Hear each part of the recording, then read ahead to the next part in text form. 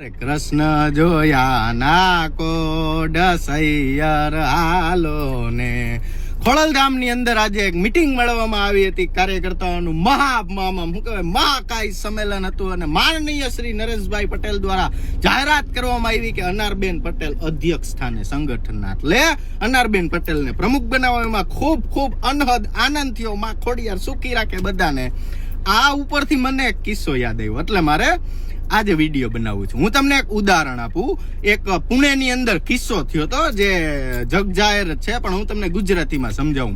પુણેમાં 40 એકર જમીન એક કંપનીને વેચવામાં આવી. કંપનીનું નામ હતું એમેડિયા એન્ટરપ્રાઇઝ. જમીનની કિંમત 300 કરોડ રૂપિયા દેખાડવામાં આવી, પણ ઈ જમીનની ઓરિજિનલ કિંમત હતી 1800 કરોડ રૂપિયા. કેટલી? મારી પાસે છે પ્રૂફ જોતા હોય તો.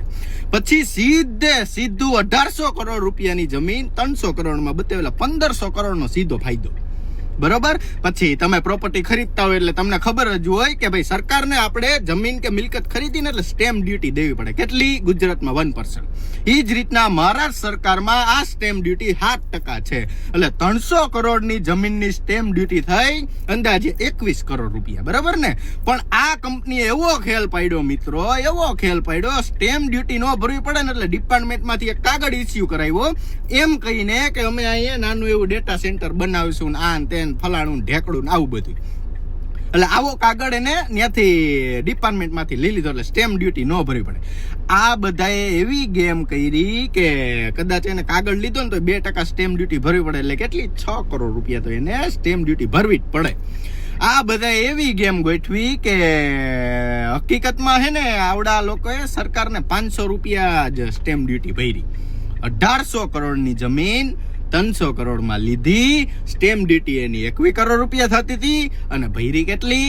500 રૂપિયા. બરોબર. અને મજેદાર વાત શું હે ખબર? કે આ કંપની આવડે શું કહેવાય, આ જે કંપનીએ ખરીદી ની કંપની કોઈ પ્રાઇવેટ માણસની હતી જ નહીં.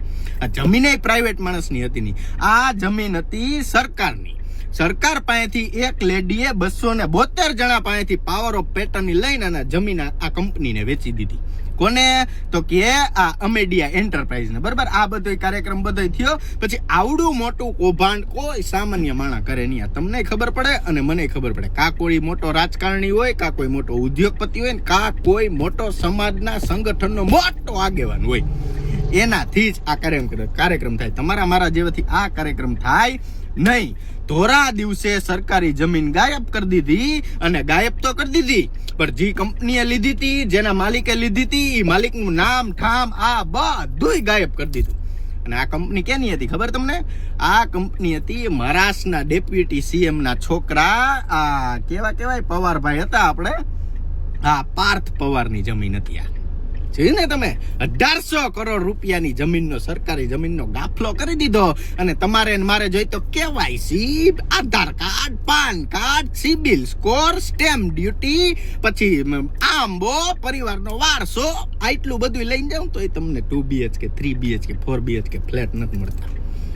પણ આ ભામને ડાયરેક્ટ સીધી સરકારી જમીન આપી દીધી. હું કામ? આ તમારે જોવાની વાત. એટલે મિત્રો બધા આ હે ને કાર્યક્રમો એટલે થાય છે. કેના બાપની દિવાળી એટલા કાવડિયા ખાઈ ગયા? કેના બાપની? આ ઉદાહરણ ઉપરથી આવું જ એક કૌભાંડ ગુજરાતના એક નેતાના છોકરાએ કરેલું છે. આ સેમ ટુ સેમ. આ મારી પાસે પ્રૂફ પુરાવો બધું હાજર છે. તો માતાને નિવેદ ચડાવવા છે કે થોડીક રાહ જોવી છે મિત્રો? તમે કયો ને એમ આપણે કરવાનું છે. હા, ગોરધન ઝડપિયા પાસે 1200 પાનાની ફાઇલ હતી ને એમાં 4 પાના જ મારી પાસે. કેટલા? 4 જ. એટલે ઉડે તો જા અને જય ખોડિયાર. એટલે કોમેન્ટ કરજો મિત્રો કે આ 1800 કરોડ રૂપિયાનું મહારાષ્ટ્રમાં કૌભાંડ થયું. એ જ રીતના ગુજરાતની અંદર કયા જિલ્લાના, કયા નેતાના છોકરાએ આ 1800 કરોડનું આવું સેમ ટુ સેમ કૌભાંડ ગુજરાતમાં કર્યું ને? તમે કોમેન્ટ કરજો તમને ખબર હોય તો. મને તો ખબર છે, પણ દુનિયાદારીની પણ રાય લેવી પડે. જય સરદાર, જય ખોડિયાર.